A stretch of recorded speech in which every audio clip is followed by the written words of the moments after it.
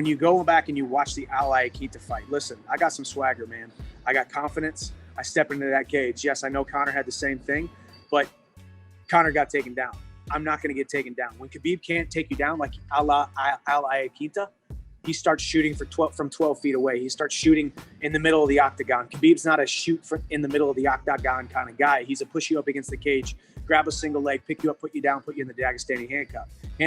I've been studying this now for the last 11 years. If there's anybody who has studied it, partly because I want to be it, partly because I want to get better at it. I am humble enough. I come before you today, a humble man, saying I am a fan of Khabib's ability to be able to impose his grappling will on some of the best athletes that we've ever seen grace the octagon in the lightweight division. So with that, I've studied it from a okay, I want to steal it standpoint, and I've also studied it from a okay, this is how I'm going to beat it standpoint. I've worked on the 2, 3, 4 different ways to beat Khabib's style for the last 5 years, because if I can beat Khabib's style, then I can beat the next 6, 8, 10 grapplers that I was going to fight in my previous organization. So when I talk about Khabib's mental strength, he is one of the most mentally tough guys. He is one of the most harshest and tough competitors. But when you clip a bird's wings and all he knows, his only mode of transportation is flying, you start to exploit things about him. When you cut off the fins of a fish and his only mode of transportation is swimming, you start to see different aspects of that individual spirit. We saw some of that in the Al Iaquinta fight when he wasn't able to be as successful as he wanted to be in the grappling exchanges, in some of the takedown defense that Al was posing.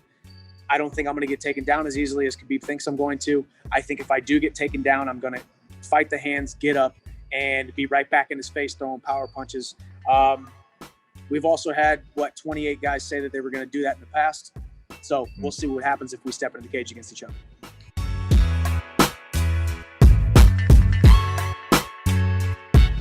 Always fought the best of the best, but now he's just getting washed out by him. It's not even competitive. This fight more closely resembled the Usman fight, right? Where he just seemed lost. Like he just didn't seem like he had any idea of what to do to change it.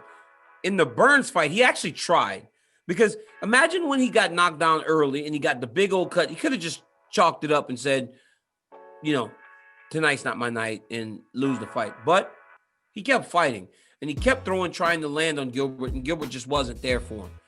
This fight, it seemed like around the second, third round, his corner had to start pleading with him to fight. And I think that was because he kind of accepted, I'm not going to beat this dude. And maybe I'll land one, but chances are this guy's like, he's better at this point in his career. So.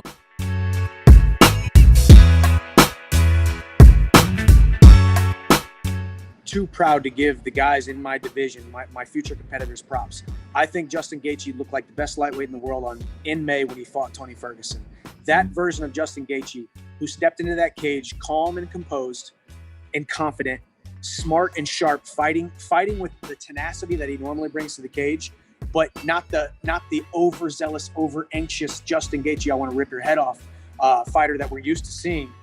That was the best version of Justin Gaethje we've ever seen. Now, you take into consideration the fact that Justin Gaethje was a Division I wrestler.